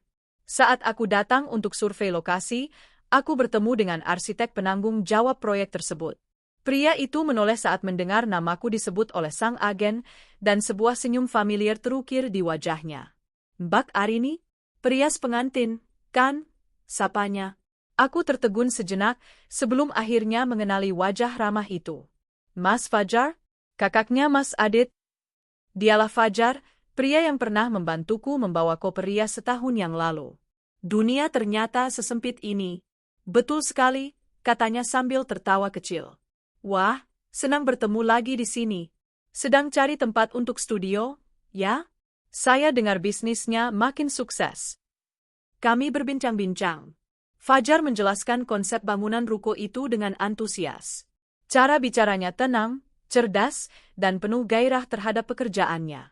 Tidak ada sedikit pun nada merendahkan atau tatapan aneh saat berbicara denganku. Ia memperlakukanku murni sebagai seorang profesional, seorang calon klien. Percakapan kami mengalir ringan dari soal desain interior hingga kesulitan mengurus anak sambil bekerja. Aku merasa nyaman. Sebuah perasaan yang sudah lama tidak kurasakan saat berbicara dengan pria. Sejak pertemuan itu, interaksi kami menjadi lebih sering. awalnya murni karena urusan pekerjaan. Aku akhirnya memutuskan untuk menyewa salah satu unit ruko di proyeknya. Ia banyak memberiku masukan tentang tata letak ruangan yang efisien untuk sebuah studio MUA. Kadang, ia menelepon hanya untuk menanyakan perkembangan renovasi, namun percakapan seringkali melebar ke hal-hal lain. Tentang film yang baru ditonton, tentang kelucuan tingkah laku Danu yang sering kuceritakan, tentang hobinya memotret pemandangan kota. Aku sadar, ada sesuatu yang mulai tumbuh di antara kami. Sesuatu yang pelan, hangat, dan membuatku takut di saat yang bersamaan.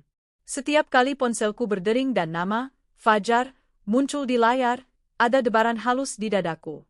Debaran yang segera diikuti oleh alarm waspada. Hati-hati, Arini. Ingat apa yang terjadi dulu. Jangan biarkan dirimu jatuh lagi. Fajar sepertinya bisa merasakan dinding tak kasat mata yang kubangun di sekelilingku. Ia tidak pernah memaksa. Ia mendekat dengan sangat perlahan, dengan langkah-langkah penuh hormat.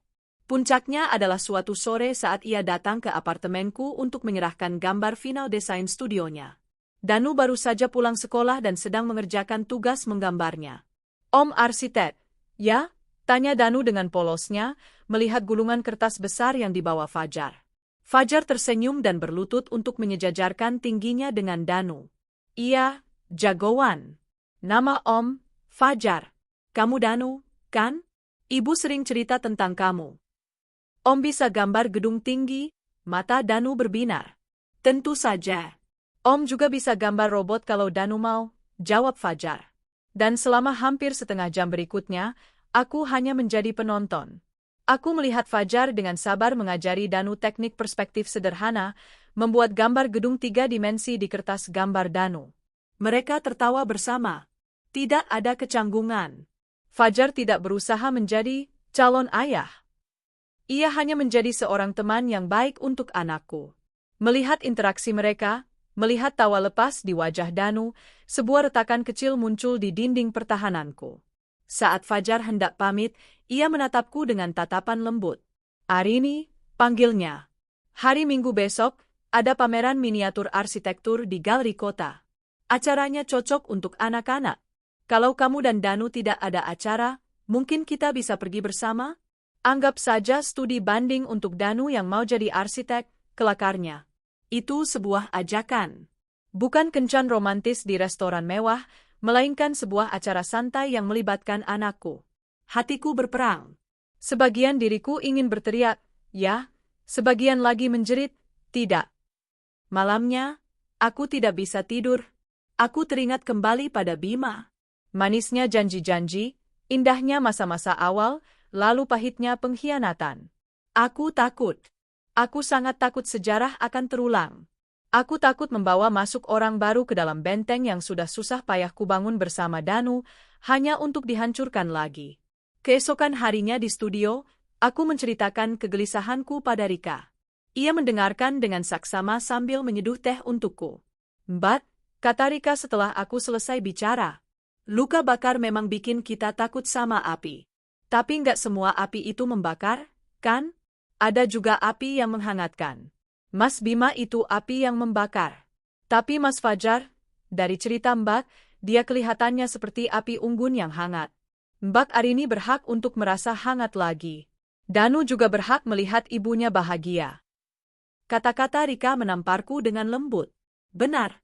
Aku terlalu fokus melindungi diriku dari kemungkinan terbakar lagi, hingga aku lupa bahwa aku mungkin akan mati kedinginan jika terus-menerus menjauhi kehangatan.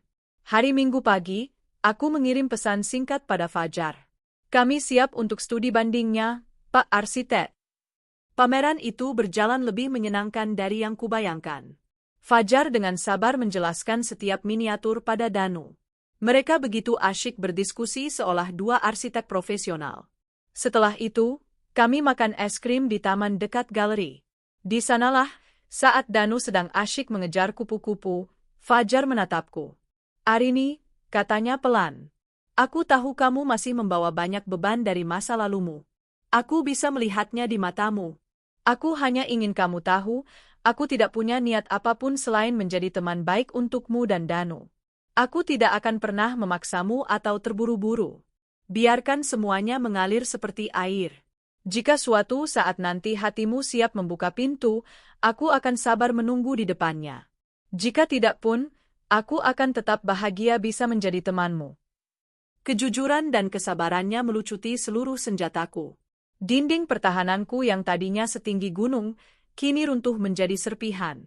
Untuk pertama kalinya, aku membiarkan diriku untuk percaya. Aku tersenyum, senyum tulus pertama yang kupersembahkan untuk seorang pria setelah sekian lama. Terima kasih, Fajar. Saat kami berjalan pulang, Danu berjalan di tengah, tangan kanannya menggandeng tanganku, dan tangan kirinya, dengan sedikit ragu, meraih dan menggandeng tangan Fajar. Ia menatap kami bergantian, lalu tersenyum lebar. Melihat pemandangan itu, hatiku terasa penuh. Kanvas hidupku yang selama ini hanya kuwarnai berdua dengan Danu, kini mulai dimasuki oleh warna-warna baru yang tak terduga. Warna yang hangat, tenang, dan menjanjikan harapan. Aku belum tahu akan menjadi lukisan seperti apa nantinya, tapi untuk pertama kalinya, aku tidak lagi takut untuk memegang kuas dan mulai melukisnya. 3 tahun setelah hari yang cerah di pameran miniatur itu, angin kehidupan berhembus dengan nada yang jauh lebih tenang dan merdu. Langit kelabu yang dulu seolah abadi di atas kepalaku, kini telah tersibak, digantikan oleh hamparan biru yang luas dan penuh harapan. Studio Seni Arini telah menjadi nama yang tak lagi asing di industri pernikahan Jakarta. Ruko yang dulu hanya berupa kerangka beton dan impian, kini telah menjelma menjadi sebuah butik rias yang elegan dan hangat. Dindingnya dihiasi portofolio karya-karyaku, cermin-cermin berbingkai emas memantulkan cahaya lembut, dan di udara selalu tercium aroma bunga lili segar dan teh melati. Ini adalah kerajaanku, yang kubangun bukan di atas puing-puing dendam, melainkan di atas fondasi kerja keras, ketekunan, dan air mata yang telah mengering menjadi kristal kekuatan. Danu, pangeran kecilku, kini telah beranjak menjadi seorang bocah lelaki berusia 10 tahun yang bijaksana melebihi usianya. Ia adalah murid yang berprestasi di sekolah, seorang kakak kelas yang disegani, dan yang terpenting, ia adalah anak yang hatinya penuh dengan kelembutan. Fajar, dengan kesabaran dan ketulusannya, telah berhasil menempati sebuah ruang khusus di hati Danu. Bukan sebagai pengganti, melainkan sebagai sosok baru yang utuh. Ia adalah teman Danu bermain robot, mentornya saat mengerjakan tugas sains, dan panutannya tentang bagaimana seorang lelaki seharusnya bersikap, baik, bertanggung jawab, dan penuh hormat.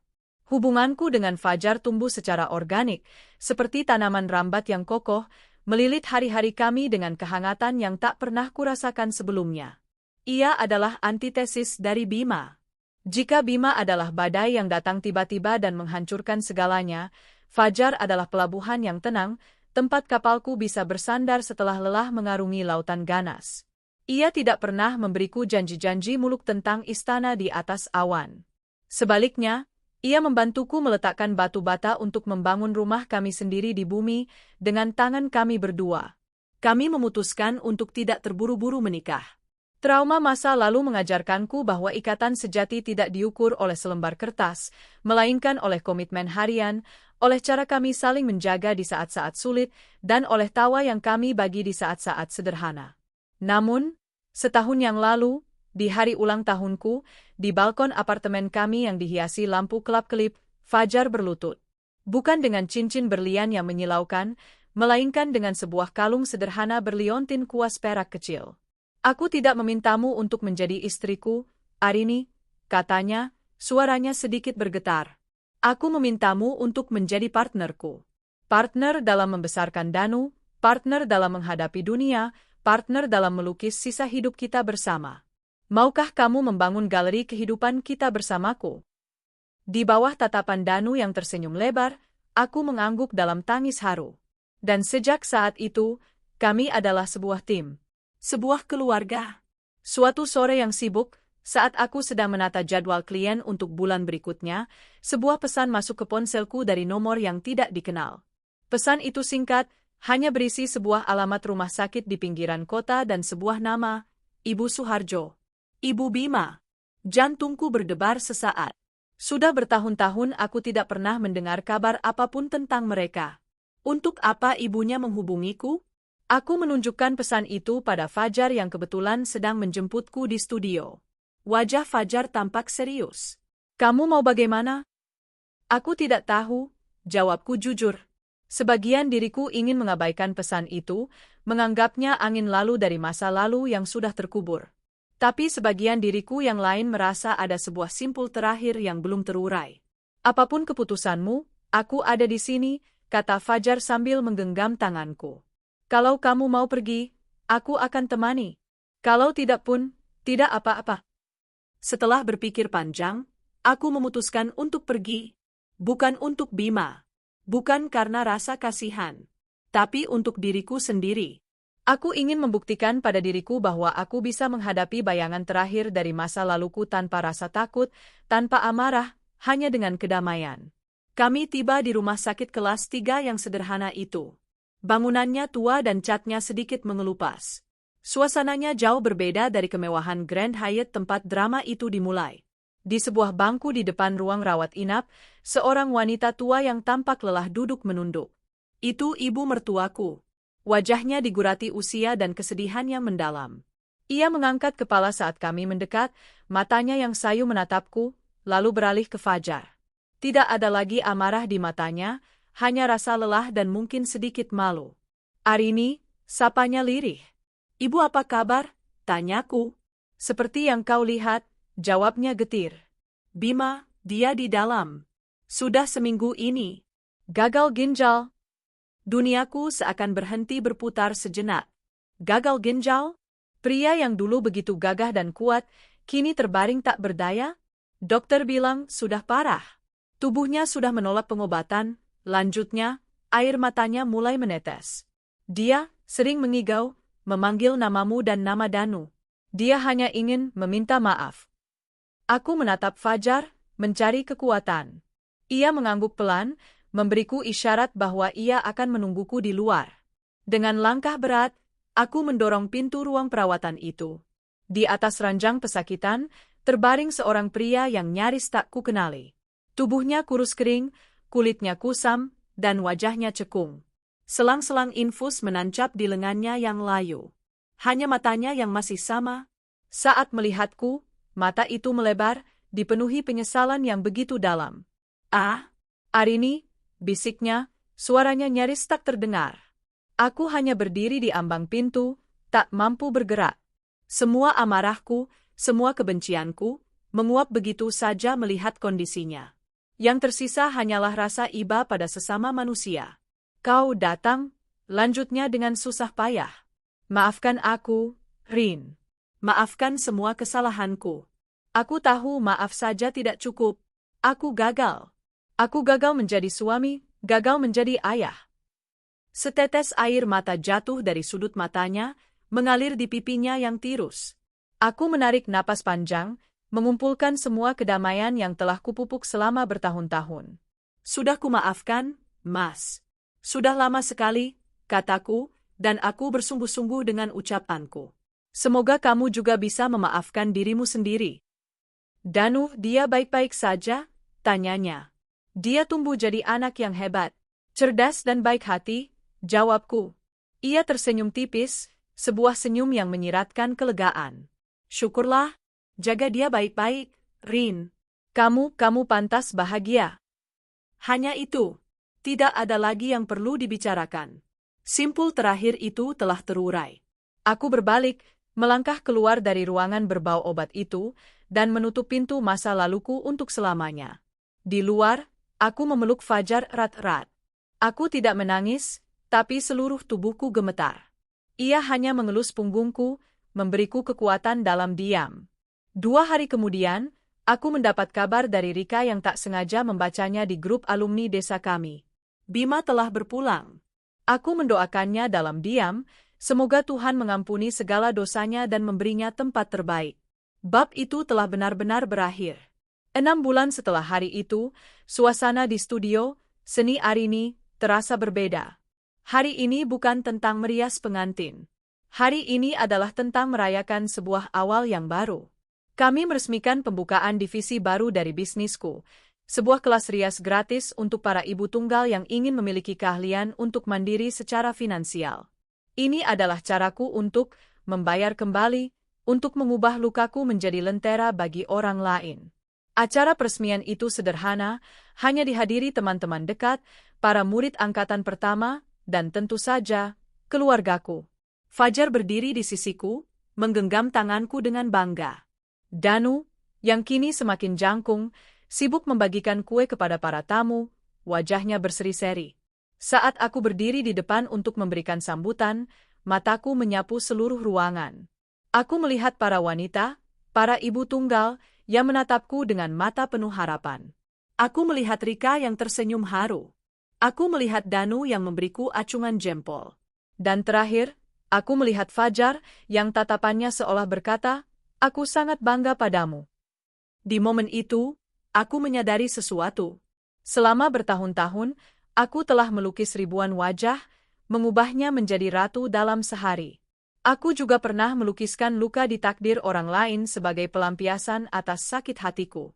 Tapi lukisan terindah, mahakarya terbaik yang pernah kubuat, bukanlah di atas wajah orang lain.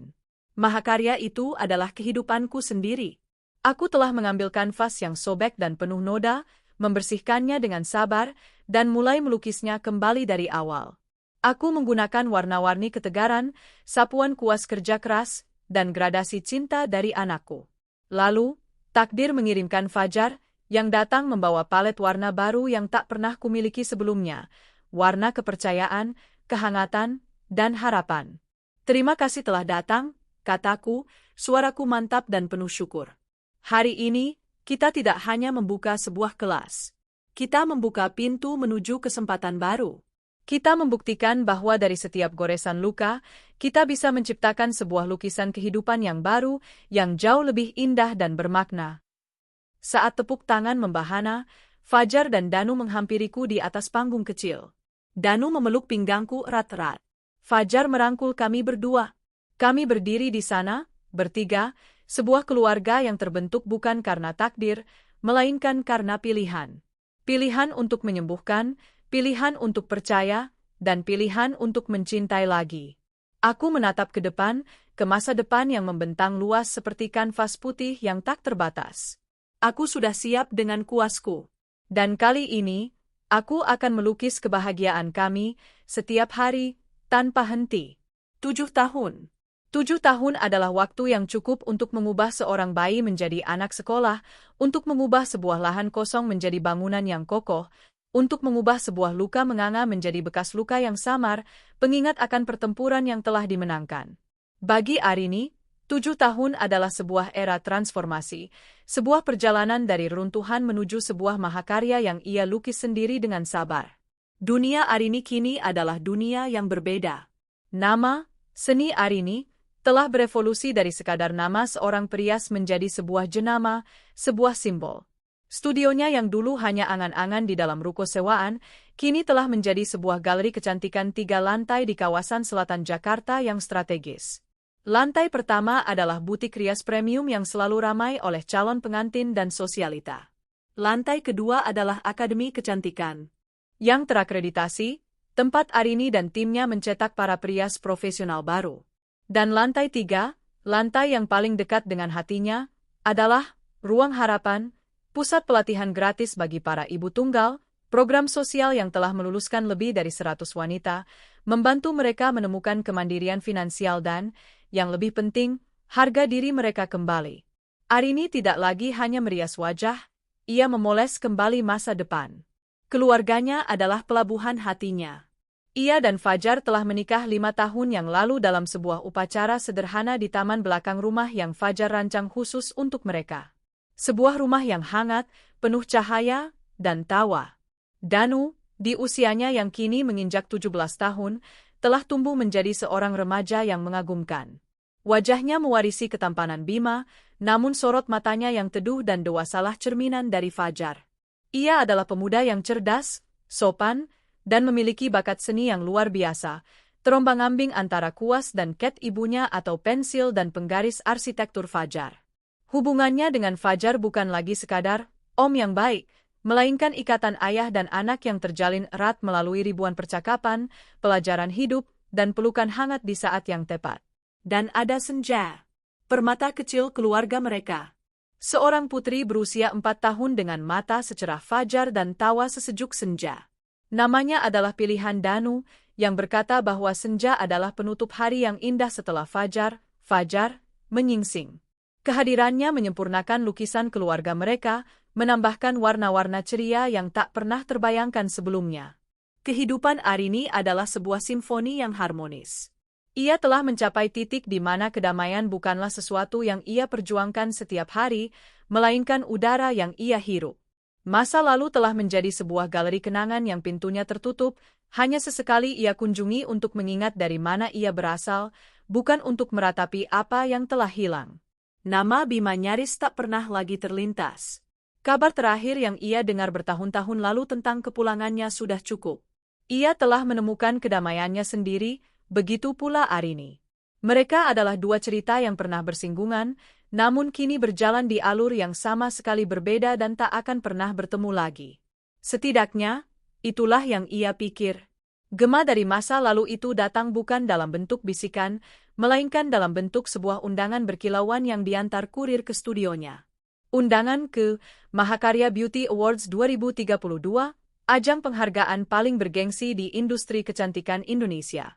Di dalamnya, tertera nama Arini sebagai salah satu nominasi untuk kategori utama, figur wirausaha kecantikan paling inspiratif tahun ini. Penghargaan itu adalah pengakuan tertinggi atas semua yang telah ia bangun. Timnya bersorak, Fajar memeluknya dengan bangga, dan Danu langsung mengunggahnya di media sosial dengan keterangan, "Ibuku adalah pahlawanku." Namun, saat Arini membaca daftar sponsor utama yang tertera di bagian bawah undangan, jantungnya berhenti berdetak selama sepersekian detik. Salah satu sponsor utamanya adalah Phoenix Rising Cosmetics. Nama itu sendiri tidak berarti apa-apa baginya. Tapi saat rasa penasarannya menuntunnya untuk melakukan pencarian cepat di internet, dunianya yang tenang sedikit berguncang.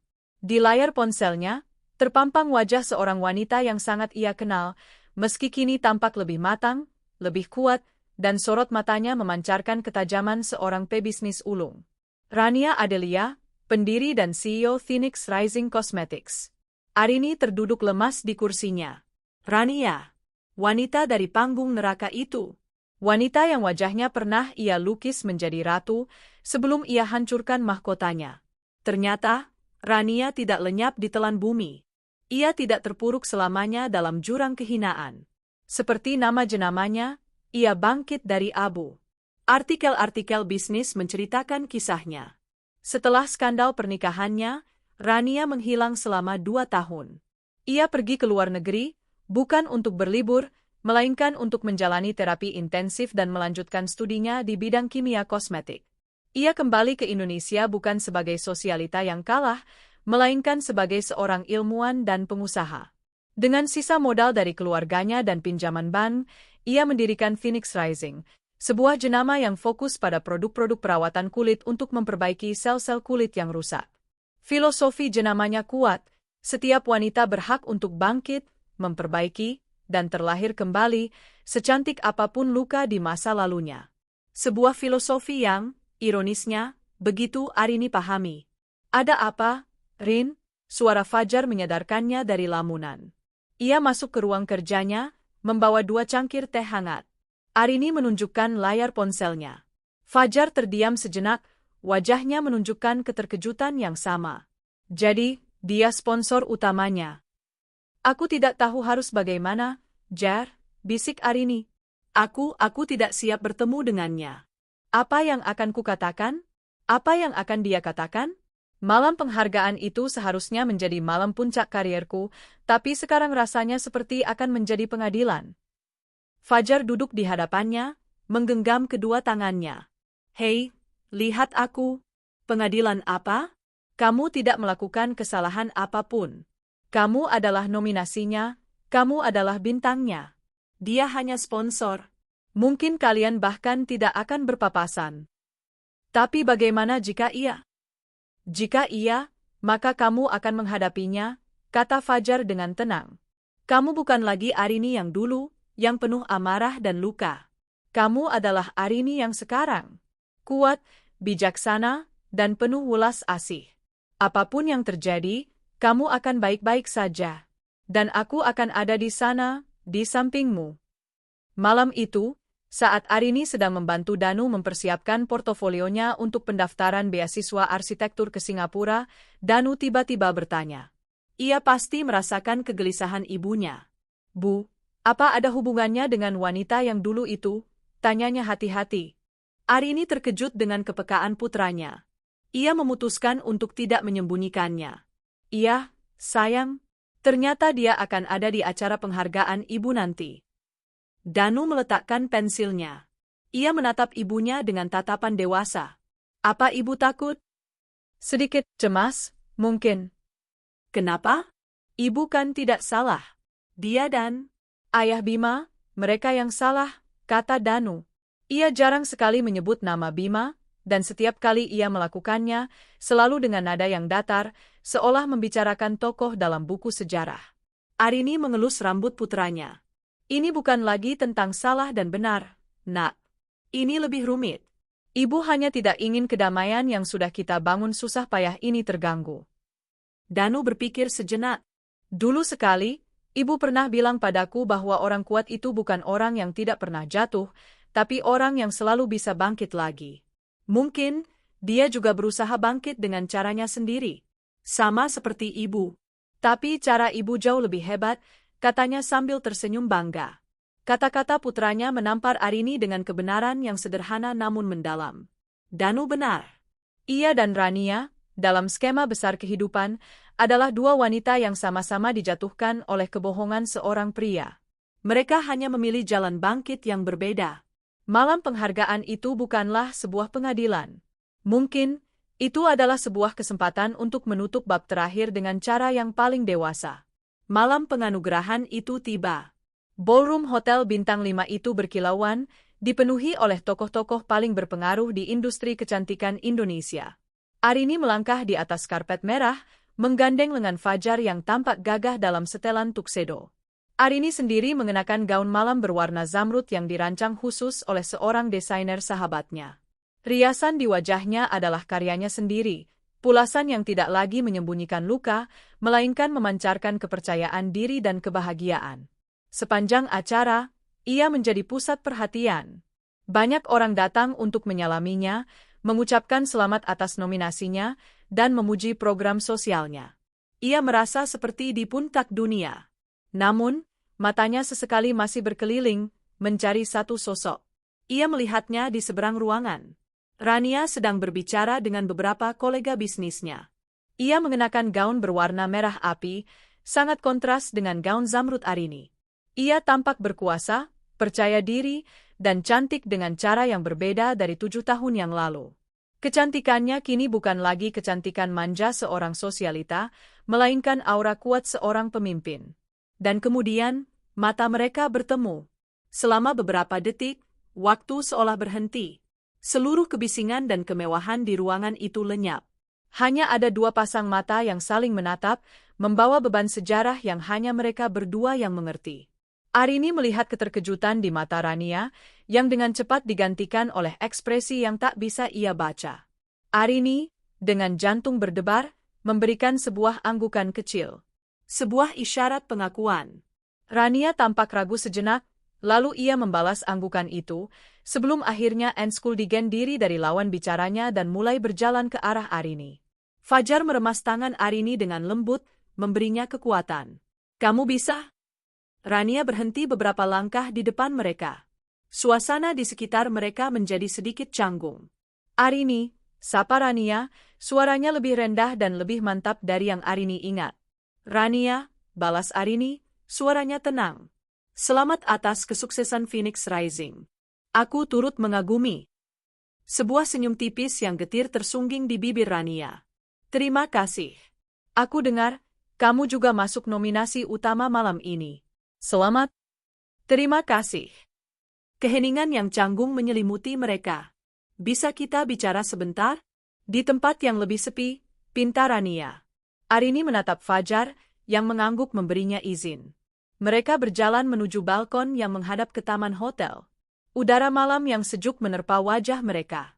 Aku tidak tahu harus memulai dari mana, kata Rania sambil menatap ke kejauhan. Mungkin dari kata maaf, aku tahu ini sudah sangat terlambat. Dan mungkin tidak ada artinya lagi. Tapi aku tetap harus mengatakannya. Ia berbalik menatap Arini. Aku minta maaf, Arini. Dulu, aku terlalu naif, terlalu egois, dan terlalu dibutakan oleh apa yang kuanggap cinta. Aku tidak pernah berusaha mencari tahu kebenaran. Aku hanya menerima cerita yang diberikan kepadaku. Aku minta maaf karena telah menjadi bagian dari kebohongan yang menyakitimu dan putramu begitu dalam. Arini mendengarkan dalam diam. Ini adalah kata-kata yang tidak pernah ia sangka akan ia dengar. Malam itu menghancurkanku, lanjut Rania, matanya berkaca-kaca. Tapi sekarang aku sadar, kehancuran itu adalah hal terbaik yang pernah terjadi padaku. Karena dari abu kehancuran itu, aku dipaksa untuk membangun diriku kembali dari awal. Bukan sebagai putri seseorang, bukan sebagai pasangan seseorang, tapi sebagai Rania. Sama sepertimu. Arini menarik napas panjang. Aku sudah lama memaafkanmu, Rania. Sungguh. Malam itu, aku dipenuhi amarah. Aku hanya ingin membalas rasa sakitku. Tapi seiring berjalannya waktu, aku belajar bahwa menggenggam dendam itu hanya akan membakar tanganku sendiri. Kedamaian sejati datang saat aku melepaskannya dan fokus membangun kebahagiaanku sendiri. Ia menatap Rania dengan tatapan baru. Bukan lagi tatapan pada seorang rival, melainkan pada sesama pejuang. Dan aku lihat, kamu juga telah menemukan caramu sendiri untuk bangkit. Aku turut bahagia untukmu. Rania tampak terkejut, lalu ia tersenyum tulus untuk pertama kalinya. Filosofi jenamaku tentang bangkit dari abu sebenarnya terinspirasi darimu, akunya pelan. Melihat bagaimana kamu bertahan dan membangun segalanya dari nol sendirian, itu memberiku kekuatan di saat-saat tergelapku. Jadi, terima kasih. Mereka berdua terdiam, membiarkan pengakuan itu meresap. Dua wanita yang pernah menjadi musuh bebuyutan, kini berdiri di bawah langit yang sama, dihubungkan oleh luka yang sama dan kekuatan untuk bangkit yang sama pula. Tidak ada lagi permusuhan. Yang ada hanyalah rasa saling menghormati yang tulus. Saat mereka kembali ke dalam, pembawa acara telah naik ke atas panggung untuk mengumumkan pemenang kategori utama. Dan pemenang penghargaan figur wirausaha kecantikan paling inspiratif tahun 2032 adalah Arini, dari seni Arini Make. Riuh tepuk tangan membahana. Fajar memeluk dan mencium keningnya. Arini berjalan ke atas panggung dengan langkah mantap, hatinya terasa begitu ringan dan penuh. Ia menerima piala kristal yang berkilauan itu. Dari sudut matanya, ia melihat Rania berdiri dan ikut bertepuk tangan, sebuah senyum tulus terukir di wajahnya. Lingkaran itu telah tertutup sempurna. Di bawah sorotan lampu, Arini memberikan pidato kemenangannya. Ia tidak menyinggung sedikit pun tentang masa lalunya yang kelam. Ia berbicara tentang kekuatan seorang ibu, tentang pentingnya kesempatan kedua, dan tentang bagaimana kecantikan sejati terpancar dari hati yang telah sembuh dan berani untuk berharap lagi. Ia mendedikasikan pialanya untuk Fajar, belahan jiwanya, untuk Danu dan Senja, mataharinya, dan untuk setiap wanita di luar sana yang sedang berjuang melukis Fajar baru mereka sendiri. Malam itu, setelah semua kemeriahan usai, Arini kembali ke tempat yang paling ia cintai, rumahnya. Ia meletakkan piala kristal itu di rak paling atas di studionya, di samping sebuah foto dalam bingkai sederhana. Bukan foto pernikahannya dengan Fajar, atau foto wisuda Danu, melainkan sebuah gambar krayon yang dibuat oleh Danu saat berusia 7 tahun, gambar seorang ibu dan seorang anak laki-laki yang tersenyum di bawah matahari, dengan tulisan, "Ibu dan Danu bahagia." Baginya, piala dan gambar itu sama berharganya. Yang satu adalah pengakuan dunia atas kesuksesannya. Yang satu lagi adalah pengakuan dari seluruh dunianya. Fajar masuk dan memeluknya dari belakang. Aku sangat bangga padamu, partner hidupku. Aku tidak akan bisa sampai di sini tanpamu, bisik Arini, menyandarkan kepalanya di dada Fajar. Dari ruang keluarga, terdengar suara Danu yang sedang membacakan dongeng untuk Senja. Tawa kecil Senja sesekali terdengar, memenuhi rumah dengan musik terindah di dunia. Arini memejamkan matanya, merasakan kedamaian yang begitu utuh. Ia teringat kembali pada dirinya yang dulu, seorang wanita muda yang dunianya hancur, yang dipenuhi amarah dan keputusasaan. Siapa sangka, dari kanvas yang sobek itu, ia bisa melukis sebuah kehidupan yang begitu kaya warna? Galeri kehidupannya kini telah lengkap. Ada lukisan-lukisan suram dari masa lalunya, potret-potret perjuangannya yang penuh warna, dan pemandangan masa depan yang cerah tak terbatas. Dan di tengah-tengah galeri itu, tergantung lukisan terbesarnya. Sebuah potret keluarga yang hangat, dilukis dengan cat cinta, ketulusan, dan kesempatan kedua. Kanvas masa depannya masih terbentang luas di hadapannya. Tapi kini ia tidak lagi takut. Karena ia tidak akan melukisnya sendirian. Ia akan melukisnya bersama Fajar, Danu, dan Senja, menambahkan warna-warna baru setiap harinya, menciptakan sebuah mahakarya abadi yang bernama kehidupan. Dan itu, lebih dari piala manapun, adalah kemenangan terbesarnya.